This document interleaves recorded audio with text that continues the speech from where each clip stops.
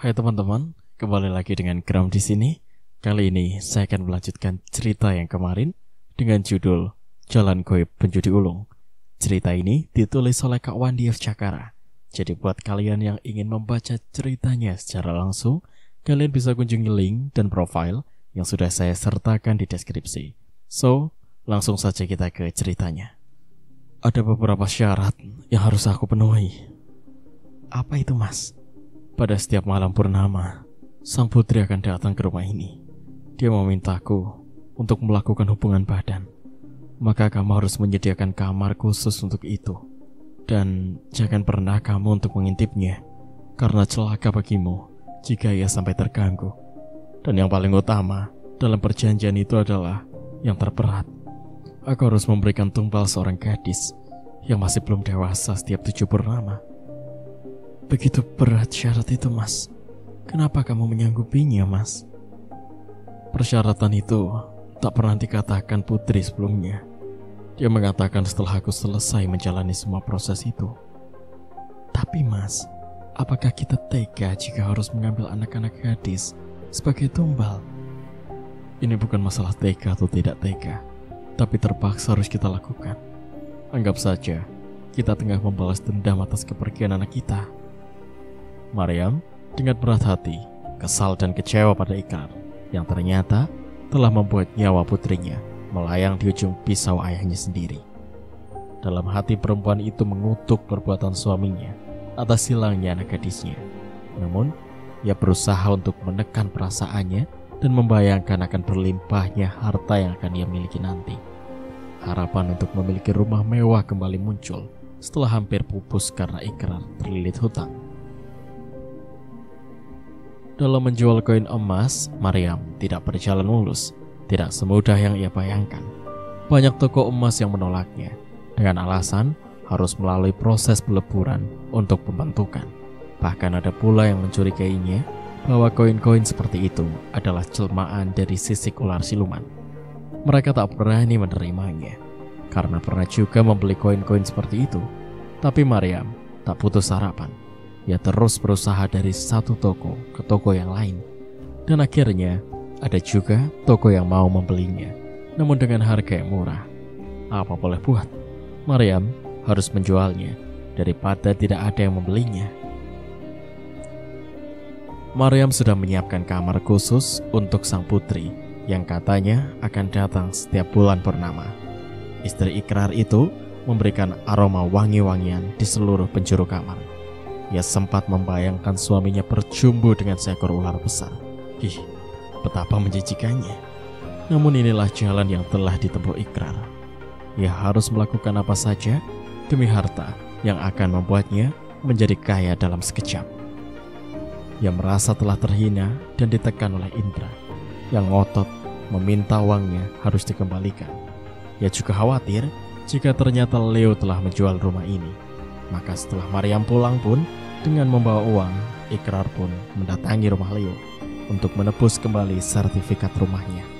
Leo terkejut melihat kedatangan Ikrar yang membawa uang sebagai penebus sertifikatnya.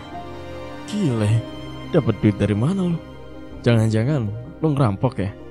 Kata Leo sambil menghitung jumlah uang yang sudah dilebihkan dari penebusan sertifikat rumah tersebut. Masalah saya dapat merampok atau menjamret itu bukan urusan situ.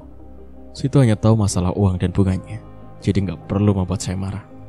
Balas Ikrar dengan wajah tersinggung. So, tenang bro, gue nggak bermaksud nyinggung lo, gue cuma bercanda. Lagian mana gue berani hina orang yang dalam keadaan kejepit gini. Lebih baik nikmati dulu minuman ini dan kita nyantai. Siapa tahu masih ada kesempatan buat kita menjadi rekanan bisnis lagi. Lo harus bisa bangkit lagi, percaya diri lagi. Terima kasih atas tawarannya, tapi saya sudah tidak mungkin lagi menjadi bagian dari dunia judi ini. Terus, lo sekarang mau kerja apa? Kerja di proyek. Ah, proyek? Berapa gaji lo? Apa satu hari bisa dapat 1 juta? Pertanyaan yang benar-benar nol, dan Ikrar tak perlu menanggapinya. Ia pun pamit sambil merencanakan kalau ia akan kembali untuk mengambil uangnya yang kini ada di tangan Leo. Setibanya di rumah, ia melihat motor milik Salam dan temannya itu tengah duduk ditemani istrinya, Maryam. Salam langsung mengatakan kalau ia mendapat perintah dari Indra untuk menagih uang yang diberikannya sebagai modal bagi hasil. Jumlahnya hampir 500 juta. Itu menurut Indra, karena dia telah menghitung seharusnya mendapat keuntungan dari bagi hasil, kata Salam. Ini pemerasan, keterlaluan amat dia. Saya lagi kena sial, malah menekan. Oke, minggu depan saya bayar semuanya. Dan bilang sama dia bahwa sebentar lagi dia juga akan bangkrut. Maksud Mas Ikrar? Hidup itu tak selamanya ada di atas. Percayalah, dia juga akan merasakan seperti apa yang saya rasakan ini. Tapi, dari mana Mas Ikrar bisa mendapatkan uang sebanyak itu dalam waktu 1 minggu? Saya sekarang bekerja dan menjalin kerja sama dengan orang yang memiliki bisnis di bidang alat-alat berat. Saya kira uang sebesar itu bisa saya dapatkan. Kalaupun kurang, saya akan menyerahkan sertifikat rumah saya ini sebagai jaminan. Salam sepertinya percaya dengan kata-kata Ikrar. Oke deh, nanti saya sampaikan pada Indra. Sekarang saya pulang dulu. Mungkin istri dan anak-anak sudah menunggu. Istri? Ikrar sudah lama tidak bertemu dengan Rahma. Ada rasa kangen dengan wanita yang telah memberikan kehangatan tubuhnya. Tapi anak? Ikrar menarik nafas berat. Ia menyimpan penyesalan yang dalam atas kematian putri satu-satunya itu. Terbayang wajah lugu kedua anak perempuan Salam yang seringkali bermanja dengannya. Dan mereka seolah sudah tak ada jarak. Ikrar menganggap kedua anak dari Rahma seperti anaknya sendiri. Malam itu, alam rupanya sedang tidak bersahabat. Hujan deras yang diselingi hingar-bingarnya suara guntur membuat lampu penerangan pun padam.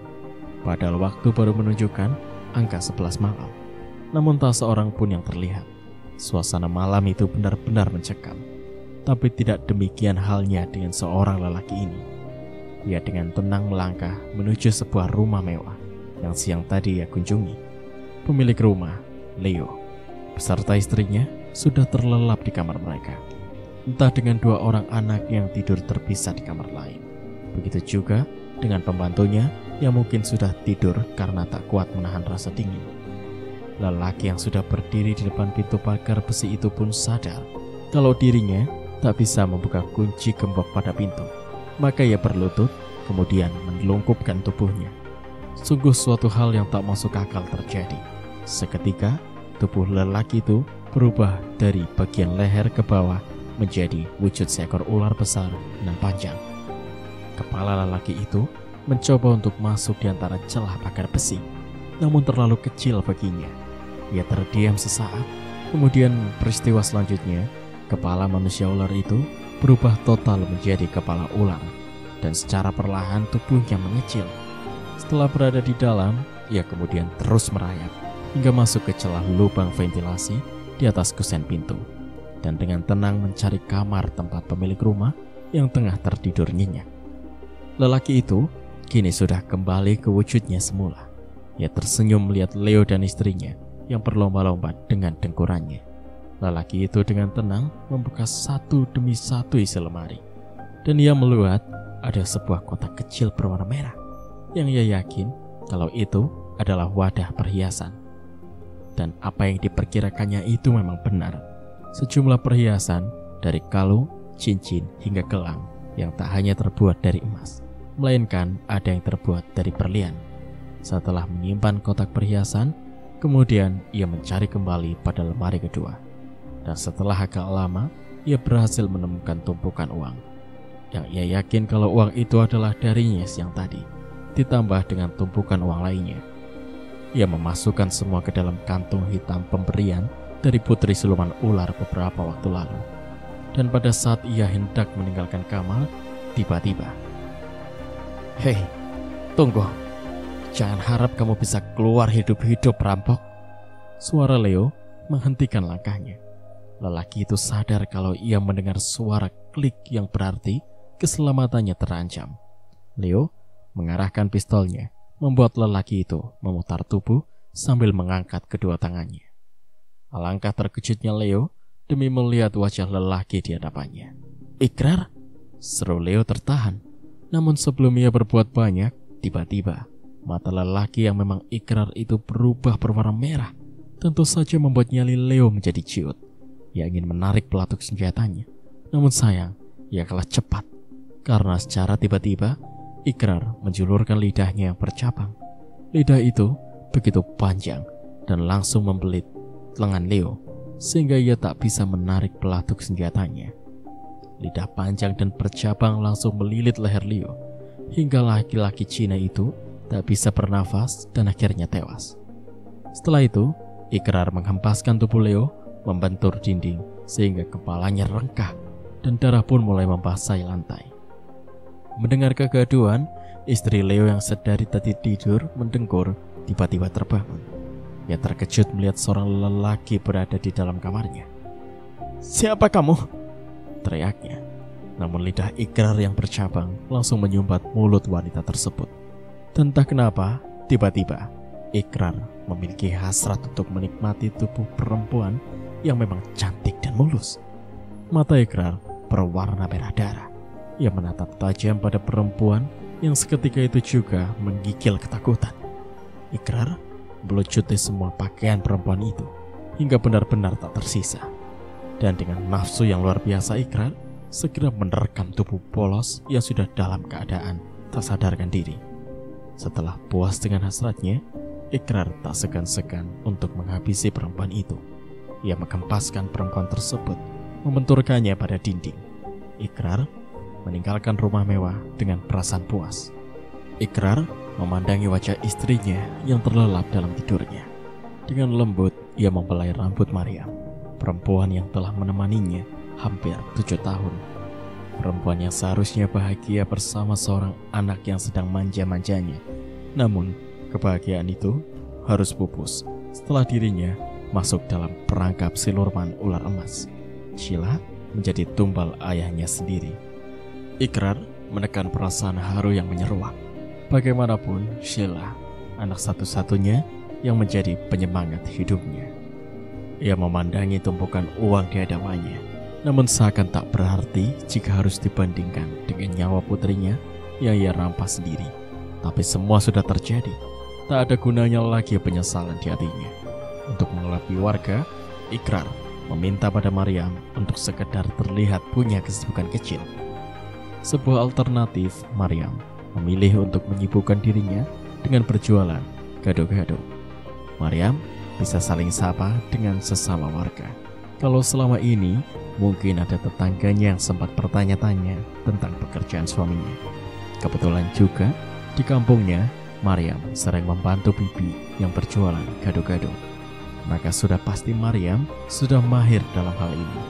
Dan dalam beberapa hari saja, gado-gado buatan Maryam sudah tersebar karena rasanya yang enak. Bahkan Rama, istrinya Salam pun sampai-sampai mengunjungi rumah Maryam untuk mencicipi rasa gado-gado yang katanya enak itu. Mbak Rahma, tumben ini mampir ke rumah saya, sambut Maryam melihat kedatangan Rahma. Iya Mbak, saya sengaja datang mau mencicipi gado-gado buatan Mbak Maryam. Ternyata kabar yang saya dengar dari orang-orang itu memang benar. Banyak yang bilang gado-gado buatan Mbak Maryam ini sangat enak. Sekarang saya lihat sendiri buktinya, yang beli sampai ngantri, balas Rahma sambil duduk di kursi teras. Bisa saja, namanya juga baru jualan. Nanti kalau sudah bosan, pasti ngomongnya juga lain. Oh iya, kenapa anak-anak gak ikut? Mereka belum pulang sekolah, makanya saya mau pesan 3 bungkus. Buat saya, buat anak barengan, dan buat Mas Salam. Mendengar nama Salam, wajah Maryam agak bersemu. Entah mengapa, ia belum bisa melupakan laki-laki itu. Kalau Mas Ikrar kerja di mana? Tanya Rahma selanjutnya. Ia ingin tahu kegiatan lelaki suaminya Maryam ini, karena sudah lama tidak mengunjunginya. Saya kurang tahu soal kerjaan dia. Katanya sih ikutan andil di penyewaan alat-alat berat. Bahkan dia sering tidak pulang ke rumah. Dan untuk membuang kejenuhan ini, saya mencoba berjualan gado-gado. biar bisa ngobrol sama ibu-ibu yang kebetulan mampir. Iya kan, Bu? Tanya Maryam pada ketiga wanita yang tengah menunggu pesanan gado-gado. Iya bener, ternyata Mbak Maryam ini enak juga buat ngobrol, balas seorang ibu. Setelah ketiga wanita itu pergi, kini tinggal Rahma dan Maryam. Dalam hati keduanya sama-sama menyimpan sesuatu yang tak bisa mereka ungkapkan, dan kebisuan pun kembali terjadi di antara mereka. Selagi mereka berdua tenggelam dalam pikiran masing-masing, deru motor Ikrar memasuki pekarangan rumah. Mata Ikrar berbinar demi melihat sosok Rahma yang juga tengah memperhatikannya. Namun Ikrar cukup tahu dengan situasi yang ada. Ia turun dan hanya menyapa kecil pada istri temannya itu. Mbak Rahma, mau mencicipi gado-gado buatan istri saya juga. Mas Salam, apa ada di rumah? Ikrar melempar pertanyaan sekedar basa-basi. Iya nih mas, penasaran dengan kata ke orang kalau gado-gado buatan Mbak Maryam enak banget. Mas Salam ada? Dia kerjanya tidur mulu, balas Rahma sambil mengerlingkan matanya. Namanya juga pekerja malam, dia harus tidur siang biar bisa fokus pada malamnya nanti. Saya tinggal dulu ya mbak, bau keringat nih, habis dijemur. Ikrar pun masuk ke dalam. Namun dari balik jendela, ia memandangi tubuh Rahma yang duduk membelakanginya. Baru saja Rahma pergi, dua orang gadis sudah berdiri di depan Maryam. Mereka langsung memesan 2 bungkus gado-gado. Oh iya, tapi sebentar ya, mbak mau ke belakang dulu bikinin kopi buat suami. Setelah itu, ia meninggalkan kedua gadis tadi yang saling berpandangan. Ikrar yang tahu istrinya akan masuk, ia segera mengambil duduk di kursi sambil pura-pura mengipas wajahnya dengan kertas map yang ada di meja. Capek aku mas, dari tadi berdiri terus sampai gak sempat pipis. Maryam sedikit mengeluh. Itulah resiko orang jualan. Kalau gak laku kesal, cemberut, dan gerundel. Tapi kalau laris capek. Tapi sayangnya aku gak bisa bantuin buat ngulek gado-gado, balas Ikrar tersenyum. Ya ini kan ide dari Mas, tapi aku seneng kok. Ternyata dengan berjualan begini, aku jadi banyak kenalan, terutama ibu-ibu yang memang suka makan pedas. Udah mas, liatin dulu, barangkali ada yang datang lagi. Aku mau pipis. Maryam berjalan cepat menuju toilet. Sementara itu, Ikrar memperhatikan seorang gadis yang ia perkirakan baru berusia 13 tahun. Ia berpikir gadis seumuran itulah yang harus ia cari untuk persembahan korban setelah 7 purnama nanti. Siang itu, Ikrar menemui Salam untuk mengantarnya ke rumah Indra untuk membayar semua hutang-hutangnya. Mereka berdua membawa motor masing-masing. Kebetulan saat itu Indra tengah duduk menyendiri sambil ngopi. Halo Ikrar, apa kabar? Baik, saya akan menepati janji saya untuk membayar semua hutang-hutang saya. Tapi maaf kalau uang mungkin kurang, tapi saya membawa sertifikat rumah sebagai jaminan. Dan jika saya tidak bisa membayar atau menebus kembali, saya rela jika bos mengambil rumah saya, kata Ikrar tanpa basa-basi. Kemudian ia mengeluarkan uang dan sertifikat rumah. Indra membacanya dengan teliti. Oke, saya terima sertifikat ini, dan Salam adalah saksinya. Jika dalam waktu 1 bulan ke depan kamu tidak bisa menebusnya, maka saya akan mengusir kamu dengan terpaksa. Saya tidak mempersoalkan dari mana kamu bisa mendapatkan uang sebanyak ini, tapi sangat disayangkan jika bakatmu telah kamu sia-siakan. Dan saya masih berharap agar kamu mau kembali fokus pada bisnis saya ini.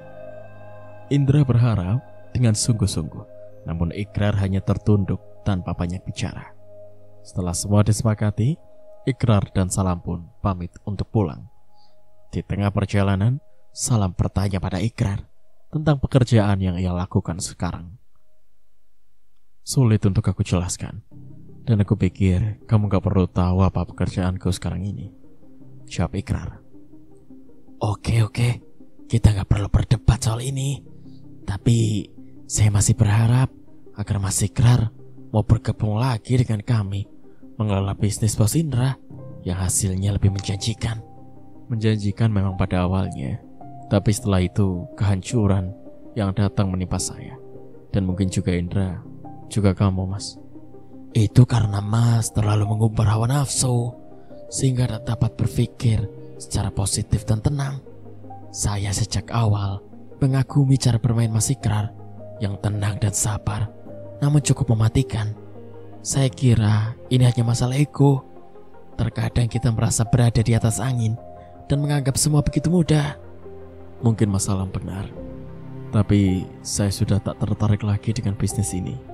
Dan jika suatu saat saya kembali ke meja judi, itu saya pastikan adalah bisnis saya sendiri dan tidak terikat kontrak kerja dengan siapapun. Ya sudah, jika itu sudah menjadi keputusan Mas Ikrar. Mereka pun kembali menempuh perjalanan untuk pulang ke rumah masing-masing.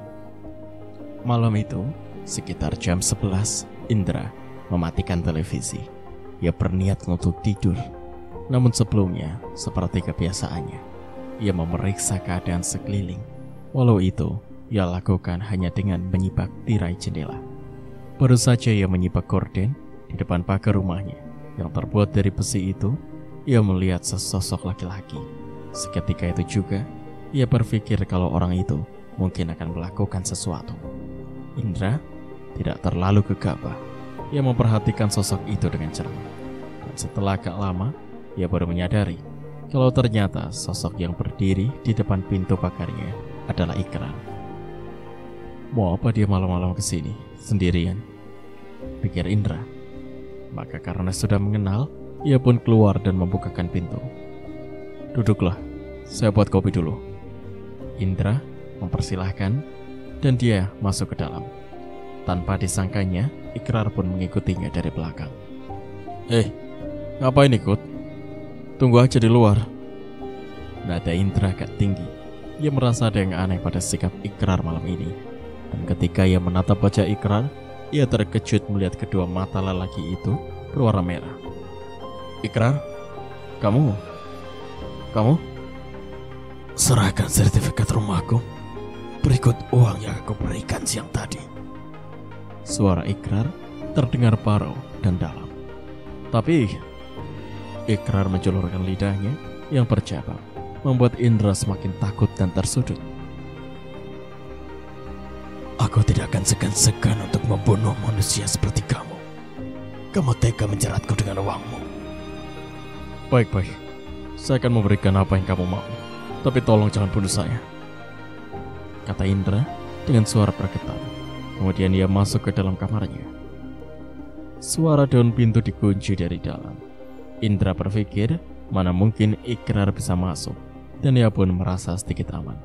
Tapi Indra ternyata salah, sebab Ikrar saat itu sudah merubah dirinya menjadi seekor ular kecil yang dapat masuk lewat celah bawah daun pintu. Ular kecil itu bergerak tanpa terlihat oleh Indra, dan ketika tepat di hadapan Indra, ular itu pun menjelma kembali menjadi sosok Ikrar. Kamu bagaimana mungkin bisa masuk? Seru Indra terkejut dengan mata terbelalak. Coba kamu perhatikan siapa aku sebenarnya. Setelah berkata, Ikrar pun merubah dirinya menjadi manusia ular. Indra semakin tersudut. Ia melihat Ikrar yang memiliki tubuh ular raksasa yang bisa saja merembukan tulang belulangnya seandainya Ikrar membelitkan ekornya pada Indra. Tolong saya, Ikrar, jangan bunuh saya. Ambil sebuah harta milik saya. Tenrengakan Indra sama sekali tidak mempengaruhi niatan Ikrar untuk membunuh. Istri Indra terbangun mendengar suara teriakan suaminya yang saat ini nyawanya tengah terancam. Namun perempuan itu tak dapat berbuat apa-apa. Ia memandang kosong pada kepala manusia bertubuh ular, dan ia pun kembali tak sadarkan diri karena rasa terkejut yang luar biasa. Ikrar mengangkat tubuh Indra dengan ekornya hingga mencapai langit-langit kamar. Lelaki itu menjerit, meminta tolong agar Ikrar melepaskannya dan mengampuni nyawanya. Namun Ikrar yang sekarang ada di hadapannya ini bukanlah Ikrar seperti yang ia kenal. Ikrar yang sekarang adalah perpaduan dari manusia dan siluman yang kejam dan telengas. Tubuh Indra diputar-putar di udara sehingga ia tak sadarkan diri. Setelah itu, Ikrar mengempaskannya ke lantai hingga terdengar suara seperti benda yang pecah. Kepala Indra jatuh lebih dulu mendarat di lantai hingga mengakibatkan rengkah dengan isi otaknya yang berhamburan bercampur darah segar. Ikrar menatap puas pada Indra yang sudah tak bernyawa. Lalu pandangannya tertuju pada istri Indra yang masih dalam keadaan tak sadarkan diri. Nafsu iblisnya kembali mendesak agar ia menyetubuhi perempuan berkulit bersih yang berbaring dalam posisi menantang. Dengan cepat, Ikrar mengoyak semua pakaian perempuan itu, dan dengan liar ia menikmati tubuh itu dengan kasar. Setelah hasratnya terpenuhi, Ikrar mencari-cari tempat uang dan perhiasan atau apa saja benda berharga yang ada di dalam kamar itu, termasuk sertifikat miliknya. Cukup banyak hasil jarahannya malam ini, dan ini mungkin sudah cukup untuk membangun rumahnya kelak. Ikrar meninggalkan rumah Indra dengan tenang, seakan tak pernah terjadi apa-apa. Dan dengan santainya ia mengendarai motornya sambil bersiul. Sesampainya di rumah, ia mendapati Maryam yang masih duduk sambil bermain handphone. Melihat kedatangan suaminya, lalu ia meletakkan handphonenya. "Baru pulang, Mas. Aku menunggu kamu sampai ngantuk, tapi gak bisa tidur. Badanku rasanya capek semua, terutama tangan nih. Mulek dari pagi sampai sore. Tolong pijitin aku ya," rengek Maryam manja. Ikrar tak menjawabnya. Ia tahu ke arah mana sebetulnya maksud istrinya itu, dan jelas ia tak bisa melakukannya karena energinya sudah terkuras habis di atas ranjang empuk milik Indra. "Kamu kok diam saja, Mas? Apa nggak kasihan sama istri sendiri?" lanjut Maryam sambil berkelayut di bahu suaminya. "Gak usah manja deh. Kamu kan bisa panggil tukang pijat. Aku sendiri capek. Aku baru saja mengambil milikku yang terpaksa harus mengambil nyawanya sekalian," balas Ikrar memandangi istrinya yang merajuk. "Mas, apakah kamu akan selalu jadi pembunuh? Apakah sudah tak ada lagi perasaan kasihan pada orang?" "Naluriku bukan lagi naluri seorang manusia, Maryam. Dalam tubuhku sudah mengalir darah siluman ular yang penuh hasrat untuk membunuh. Kenapa jadi begini, Mas? Kita bisa mempunyai uang yang banyak dan bisa hidup bergelimang harta. Tapi lah apa artinya jika kita sudah tidak lagi menikmati dengan rasa tenang dan damai? Apalagi setelah aku kehilangan Sheila, hidupku seakan tak lagi punya arti apa-apa. Aku merasa sepi dan sunyi, begitu hampa menatap hari esok." Maryam tertunduk. Di sudut-sudut matanya mengalir butir air bening. Ikrar pun terenyuh dengan ucapan istrinya. Ia memeluk tubuh perempuan itu dan menghapus air matanya. "Semua sudah terjadi. Kita tak bisa mundur ataupun lari dari kenyataan ini. Perjanjian itu pasti akan berlaku," balas Ikrar memandang kosong pada langit-langit rumahnya yang sudah penuh dengan bekas sarang laba-laba. Siang itu, Maryam tidak berjualan. Ia merasakan lengannya agak ngilu dan agak kesal. Ia mengelus-elus tangannya sendiri karena Ikrar tak peduli dengan keluhannya. "Coba kita hitung berapa uang yang sudah terkumpul. Apakah sudah cukup untuk membangun rumah ini?"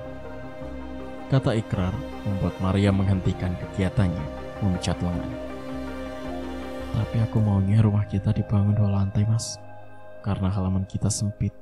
Jadi seandainya kita punya anak lagi, nanti dia bisa bermain di lantai atas." "Anak? Apa kamu hamil?"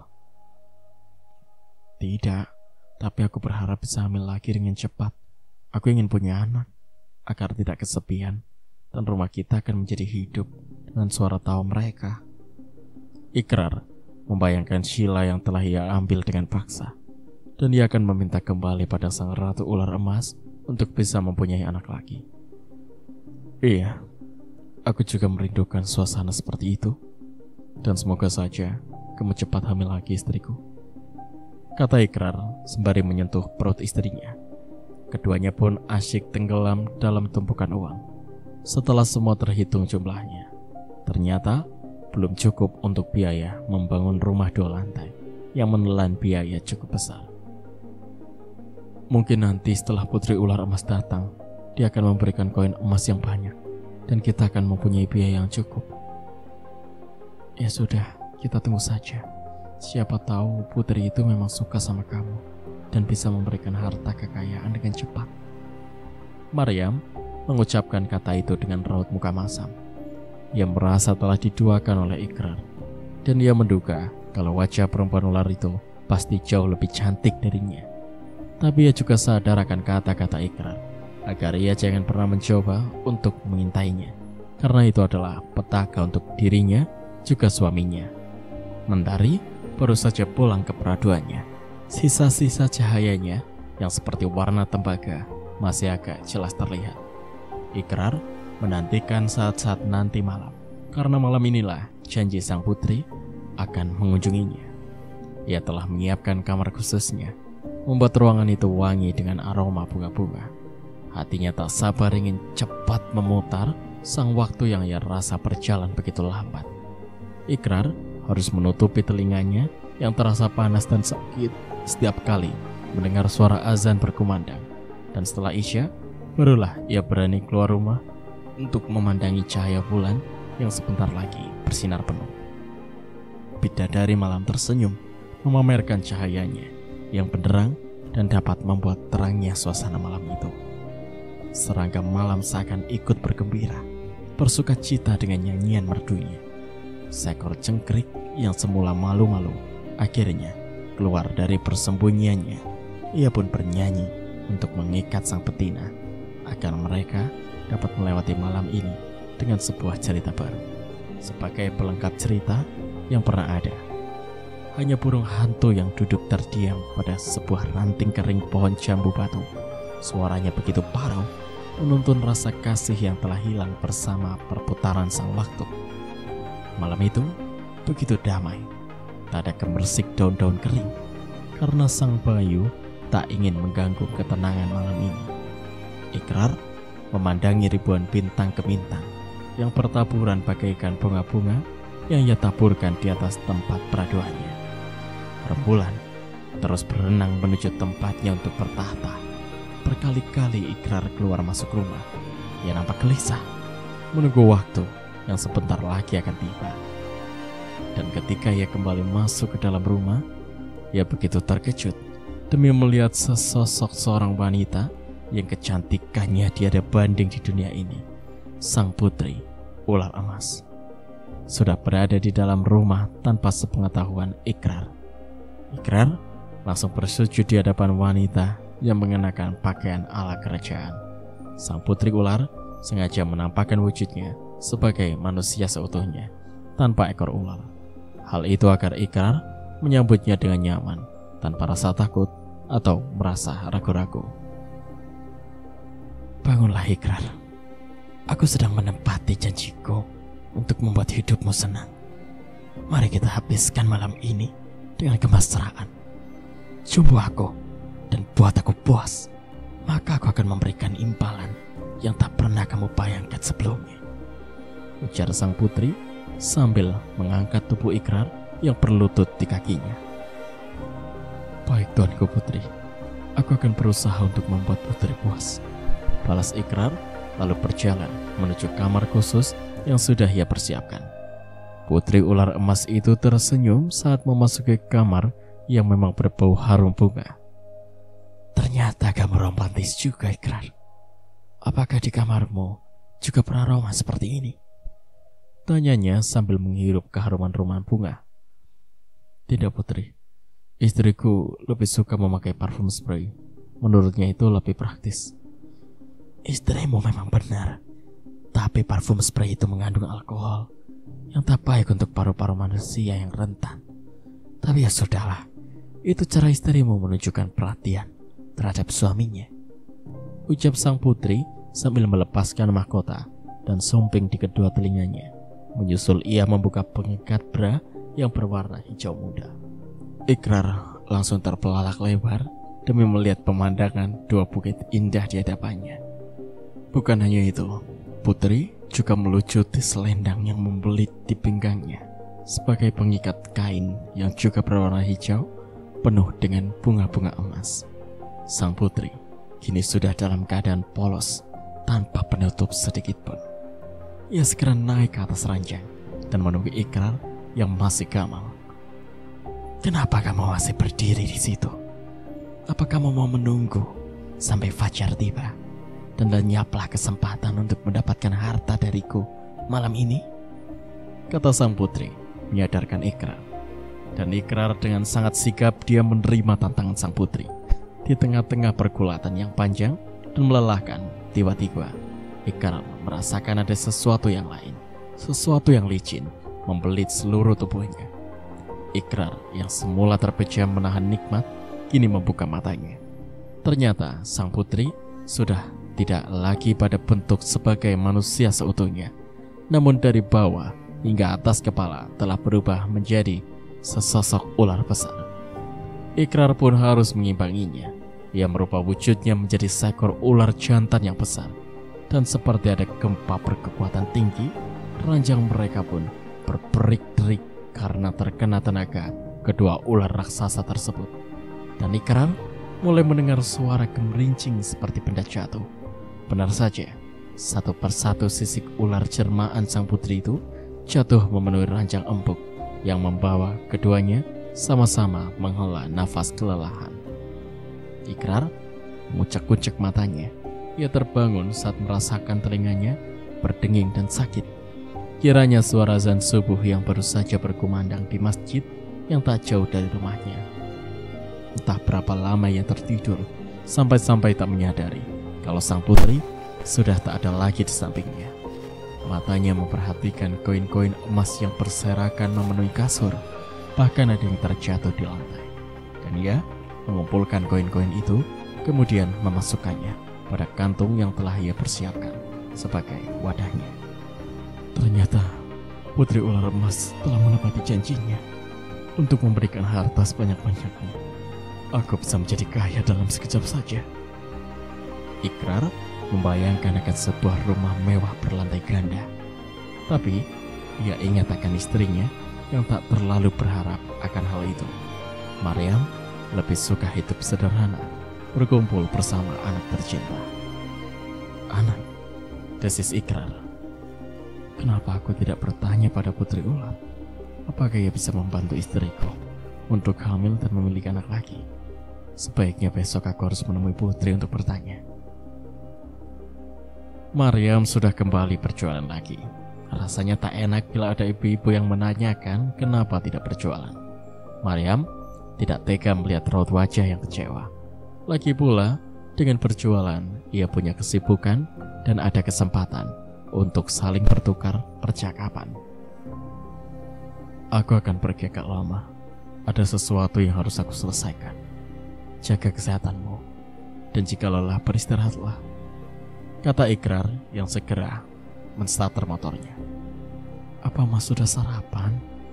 balas Maryam dengan suara agak tinggi, mengatasi suara bisingnya mesin motor. "Gampang, mungkin nanti di jalan." Ikrar lalu mulai meninggalkan istrinya bersama dua orang ibu yang sedang menunggu pesanannya. "Mau kemana suami kamu? Kelihatannya sangat sibuk," tanya seorang ibu yang sudah cukup umur. "Entahlah Bu, suami saya itu punya bisnis, jadi kurang jelas masalah kerjanya," balas Maryam. Tangannya sibuk menggerus bumbu untuk gado-gado. "Ya yang penting uangnya kan banyak kan Mbak ya," komentar ibu satunya lagi. "Begitulah Bu, makanya saya iseng-iseng jualan gado-gado, sekedar buat cari tambahan, sekaligus bisa kenal sama ibu-ibu semua." "Memang begitu seharusnya. Hidup bertetangga bisa saling komunikasi. Kan kalau ada kesusahan, yang pertama kita mintai tolong pasti tetangga, bukan saudara yang jauh." "Iya Bu." Dan mereka semakin asyik terlibat dalam obrolan dari soal suami, anak, dan ujung-ujungnya pasti masalah uang. Ikrar terus merambah jalanan Pikirannya hanya ingin menemui putri ular tersebut. Memang seharusnya Ikrar bertanya bagaimana caranya berkomunikasi dengan sang putri. Sepanjang perjalanan, ia hanya berpikir tentang anak yang akan membuat istrinya bahagia. Dan setelah agak sore, ia sudah memasuki jalan desa yang menuju rumahnya. Sebenarnya, ia tak ingin mampir ke rumah orang tuanya. Namun letak istana putri ular itu ada di sekitaran sungai, dan ia tak mungkin menghindar dari orang yang pasti akan dijumpainya. Ikrar merasa kecil hati untuk melihat ayah dan ibunya, dan mereka pasti akan bertanya tentang istri dan anaknya. Lalu apa yang harus ia jawab? Ikrar mungkin tak suka berbohong, namun untuk mengatakan dengan jujur tentang anaknya, itu lebih tidak mungkin lagi. Untungnya, sore itu suasana sungai tidak terlalu ramai seperti biasanya, karena air sungai sedang pasang dan berwarna kecoklatan, mengandung lumpur. Ikrar menyusuri tepian sungai untuk sampai ke sebuah pohon beringin besar, di mana letak istana putri ular emas berada. Setelah 3 kali Ikrar menyebut nama putri ular emas, tiba-tiba akar besar di hadapannya terbuka, dan kini tampaklah sebuah pintu gerbang istana yang berdiri kokoh. 2 wanita ular yang sudah mengenali Ikrar menyambut dan mempersilahkan Ikrar untuk mengikutinya. Jalan yang mereka lalui semua terbuat dari batu-batu pualam, bukan lorong sempit yang seperti pertama Ikrar datang. Ia harus merangkak di antara ratusan ular. Putri ular tersenyum melihat kedatangan Ikrar dan menyuruhnya untuk duduk di kursi kehormatan seorang tamu istimewa. 2 pelayan membawa 2 gelas minuman dan buah-buahan, lalu meletakkannya di hadapan mereka. "Ada apa, Ikrar?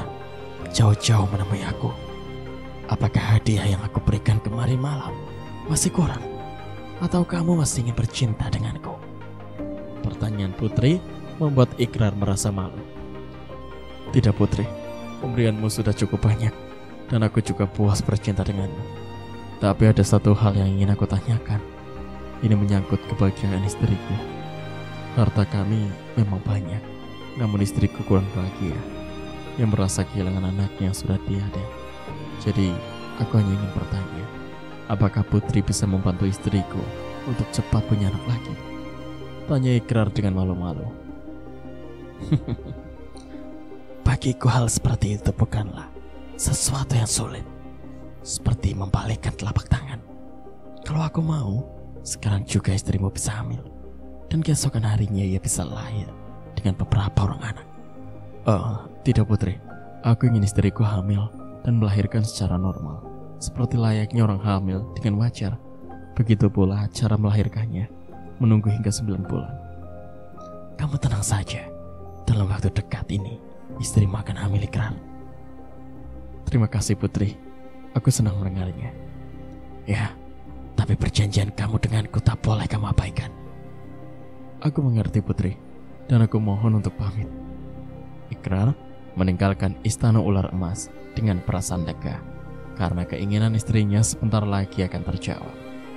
Setelah selesai dengan urusannya dengan putri ular, Ikrar tanpa menunggu lebih lama lagi, ia pun langsung balik ke Jakarta. Tentu saja dengan tubuh yang terasa loyo dan kuyuh, sehingga harus beberapa kali ia beristirahat di perjalanan, bahkan sampai tertidur di sebuah SPBU. Sekitar jam 9 pagi, Ikrar baru memasuki wilayah kampungnya. Tepat di ujung jalan, ia melihat sesosok perempuan yang amat ia kenal. Ikrar menghampirinya. Perempuan yang tak lain adalah Rahma itu sempat terkejut melihat Ikrar yang muncul tiba-tiba. "Rahma, kamu dari mana?" tanya Ikrar sembari turun dari motornya. Anu loh mas, aku habis belanja, baru nunggu ojek. Kebetulan ada Mas Ikrar, bisa kan aku ikut numpang? Kebetulan Salam nggak ada di rumah. Gimana?" Balas Rahma memperlihatkan gestur tubuhnya yang dibuat-buat untuk memikat Ikrar. "Dengan senang hati. Lagi pula aku sudah lama tidak merasakan kehangatan tubuh kamu. Ayo naik, biar belanjaan kamu di depan saja." Ikrar menyusun kantong-kantong kresek di depan. Setelah itu, Rahma segera naik dan tangannya melingkar di pinggang Ikrar. Sesampainya di rumah, Rahma segera masuk. "Mau aku buatkan kopi, Mas? Kelihatannya kamu sangat lelah." Rahma menawari sambil menaruh belanjaannya di atas meja. "Rasanya gak usah deh. Tubuh kamu pasti lebih hangat dan membuatku bergairah kembali," jawab Ikrar seraya melepas kemejanya. Rahma tertegun demi melihat dada bidang yang ditumbuhi bulu-bulu lembut dan jemari lentik perempuan itu pun mulai bermain menelusuri rumput-rumput halus hingga ke bagian-bagian yang lain. Ikrar yang sekarang bukanlah Ikrar yang dulu lagi, yang sulit untuk memulai sesuatu. Namun Ikrar kini mempunyai hasrat yang begitu besar dan tak pernah sabar untuk menunggu. Diangkatnya tubuh Rahma, kemudian ia memondongnya masuk ke dalam kamar. Rahma yang melihat Ikrar sudah bernafsu segera melayaninya dengan segala daya pikatnya. Namun mereka terlalu ceroboh. Mereka lupa untuk mengunci pintu terlebih dulu, baik pintu depan maupun pintu kamarnya. "Ibu!" teriak seorang gadis kecil yang masih mengenakan seragam SD-nya. "Ibu kenapa? Kenapa Om Ikrar mendidik ibu aku? Apa salah ibu?" Rahma terkejut bukan main. Ia tak menyangka anak bungsunya pulang lebih cepat dari biasanya. "Sudah dulu, Mas, malu sama anak," kata Rahma mencoba mengangkat tubuhnya dan tangannya mendorong tubuh Ikrar. "Biarkan saja, anak itu belum mengerti apa yang sedang kita lakukan ini," balas Ikrar malah menekan kedua tangan Rahma sehingga perempuan itu merasakan sakit, dan Ikrar menggenjot tubuh Rahma dengan lebih cepat dan keras. Ia seperti tengah memacu kuda betina yang melenguh karena kelelahan. "Om, lepasin ibu aku!" teriak Andini lagi. Namun anak itu bergidik ngeri saat melihat sepasang mata Ikrar berubah berwarna merah. Setan!" teriaknya lantang. Kemudian ia membalikkan tubuh dan berlari. "Andin!" teriak Rahma. Melihat anaknya berlari, ia khawatir anak itu lari tanpa arah. "Mas, aku mohon sudahi dulu. Aku takut anakku." Rahma memohon, dan pada saat klimaksnya Ikrar pun terkulai di samping Rahma. Rahma langsung mengambil pakaian lalu memakainya. Ia mencari dan memanggil anaknya. "Andin, di mana kamu, Nak?" seru Rahma. Saat itu, anak perempuan yang baru duduk di sekolah dasar kelas 3 itu bersembunyi di bawah kolong tempat tidurnya. Sesekali ia melihat keluar, kalau orang yang ia panggil dengan sebutan Om Ikrar itu sudah pergi. Dan hatinya lega saat melihat ibunya masuk ke dalam kamarnya. Andin segera keluar dari persembunyiannya dan memeluk ibunya sambil terisak. "Kamu kenapa, sayang? Kau sampai lari-lari begitu?" tanya Rahma sambil mengelus rambut anaknya. Aku takut, Bu." "Takut kenapa?" "Itu mata Om Ikrar." Belum sempat Andin melanjutkan kata-katanya, tiba-tiba Ikrar sudah berada di ambang pintu kamar. "Rahma, aku pulang dulu. Oh iya, Andin jangan salah sangka dulu ya. Om tadi itu tengah mengobati ibu kamu. Dia kelelahan habis dari pasar, mungkin masuk angin. Kamu suka boneka apa, sayang?" tanya Ikrar untuk mengalihkan pikiran anak itu. Aku suka boneka beruang, Om," balas Andin. "Ya sudah, nanti Om belikan boneka beruang yang besar." "Iya, Om. Terima kasih." Ikrar pun kembali pergi meninggalkan rumah Rahma. Ikrar memandangi istrinya yang tengah duduk termenung. Ia pun duduk di samping istrinya, seraya membelai rambutnya. "Aku rasa uang kita sudah cukup untuk merenovasi rumah. Apakah kamu mau membangun rumah kita ini sekarang atau nanti?" Maria menatap suaminya dan ia pun menggeleng. "Nanti saja, Mas. Aku ingin hamil dan punya anak dulu, baru memikirkan rumah. Aku tak mau punya rumah mewah, tapi sempit tanpa penghuni. Aku ingin melihat anak-anakku bercanda, tertawa-tawa, hingga rumah kita nantinya akan menjadi ramai." "Iya, kalau itu aku sudah paham. Ya kita berusaha saja untuk mencoba keberuntungan kita ini. Misalnya dengan setiap malam melakukan hubungan badan. Dan siapa tahu itu akan ada hasilnya. Wah, kalau itu enaknya di kamu, Mas. Sedangkan aku pasti capek. Siang ulek kado-kado, malamnya diulek kamu. Ikrar tertawa kecil mendengar candaan istrinya itu. Dan ia memang harus mengakui kalau nafsu syahwatnya semakin susah untuk dibendung. Apa yang dikatakan putri ular emas memang bukan ucapan kosong. Maryam mulai merasakan mual-mual dan kepalanya pun pusing. Beberapa kali ia harus bolak-balik ke kamar mandi untuk mengeluarkan isi perutnya. Namun ia sama sekali tak bisa muntah. Tak ada isi atau cairan yang keluar dari mulutnya. Yang terdengar hanya suara hoa-hoe, sehingga mengeluarkan air matanya. Ikrar mengetahui hal itu hanya tersenyum saja. Namun ia berpura-pura tidak tahu akan kehamilan istrinya. Sebaiknya kita ke dokter saja. Sepertinya kamu terlalu lelah sehingga sakit. Enggak usah, Mas. Aku hanya pusing dan mual saja. Nanti juga hilang sendiri. Ikrar hanya terdiam. Ia tak ingin memaksakan istrinya. Dan pada hari-hari berikutnya, perut Maryam mulai terlihat ada perubahan. Bahkan dalam beberapa bulan saja, perut Maryam sudah buncit melebihi kehamilan wanita biasanya. Hingga tibalah waktu perjanjian bagi Ikrar dengan sang penguasa Goa Ular. Ikrar harus bisa membawa seorang gadis belia yang masih suci untuk persembahan. Ikrar mulai mencari-cari gadis kecil mana yang akan ia jadikan tumbal. Dan dalam ingatannya hanya ada satu wajah polos, yaitu wajah Andini. Aku rasa anak itu bisa aku bujuk. Dia sudah merasa kalau aku ini ternyata orang baik baginya. Tapi di mana aku harus mendapatkan dia tanpa sepengetahuan siapapun? Ikrar memutar otak untuk mencari cara mendapat gadis kecil kesayangan Rahma dan sahabatnya sendiri. Apapun resikonya, Ikrar harus bisa mendapatkan seorang gadis kecil yang harus ia bawa sebagai persembahan untuk sang Dewi Ular. Maka menjelang jam pelajaran sekolah selesai, Ikrar sudah menunggu di depan gerbang sekolah Andini. Dan setelah melihat Andini berdiri di depan gerbang sekolah, Ikrar langsung menghampirinya. Untuk sesaat, gadis kecil itu terpana. Ia tak mengira kalau Om Ikrar ada di sini. Om, ngapain di sini? Apalagi nungguin seseorang? Tanya Andini sambil mendekati Ikrar. Om memang sengaja ke sini buat menjemput kamu. Karena kebetulan Om lewat pas kelas kamu bubaran. Balas Ikrar meyakinkan. Motor Om mana? Tanya Andini. Ia mencari-cari motor Ikrar. Om gak bawa motor. Terus ngapain jemput aku kalau gak pakai motor? Kalau jalan kaki sih itu sudah setiap hari aku sendirian pulang. Tapi hari ini spesial buat kamu. Om jemput kamu pakai mobil. Tuh, yang berwarna hitam di ujung jalan itu. Kata Ikrar seraya menunjuk sebuah sedan berwarna hitam. Om beneran bawa mobil? Punya siapa, Om? Tanya Andini lagi seakan ia tak percaya.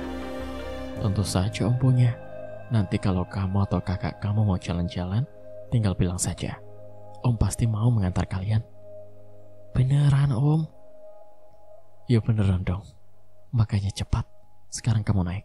Kita mampir ke toko es krim dulu. Andini pun dengan senang hati segera masuk mobil sedan hitam yang selanjutnya meninggalkan gedung sekolah.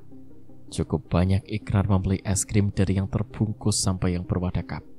Semua untuk mengelabui Andini, agar ia percaya kalau es krim itu akan ia bagikan kepada kakaknya. Namun pada akhirnya, gadis kecil itu tersadar kalau mobil yang ia tumpangi tidak menuju arah rumahnya. Om, kita mau kemana ini? Ini kan bukan jalan menuju rumah aku. Tapi ini sepertinya mau ke arah luar kota. Kata Andini, ia melihat-lihat papan petunjuk arah jalan. Iya, Om kebetulan lapar banget. Jadi kita mampir makan di restoran langganan Om dulu. Om juga yakin kalau kamu juga lapar kan? Iya Om, Om tahu aja. Hehehe. Tahu dong, tadi perut kamu bunyi. Dan Ikrar membelokkan arah mobilnya, kemudian memasuki pelataran parkir sebuah restoran yang lumayan ramai dengan pengunjung. Ikrar menawarkan menu yang ada pada Andini. Namun anak itu hanya memilih ayam goreng. Setelah selesai makan, Ikrar juga memesan untuk di perjalanan nanti. Hal itu tentu saja membuat Andini merasa heran. Kenapa Om pesan untuk di perjalanan? Memangnya kita mau kemana Om? Tanya Andini. Ia mulai terlihat cemas. Kamu suka melihat istana beneran? Bukan istana yang ada di sinetron televisi. Ini asli. Kamu pasti akan kagum melihat kemegahannya. Apalagi para penghuninya. Pokoknya jarang ada orang yang tahu istana kerajaan itu bagaimana aslinya. Apa masih jauh Om? Aku takut ibu mencari aku Om. Tenang saja, nanti Om telepon ibu kamu. Sekalian juga ya kamu. Iya Om.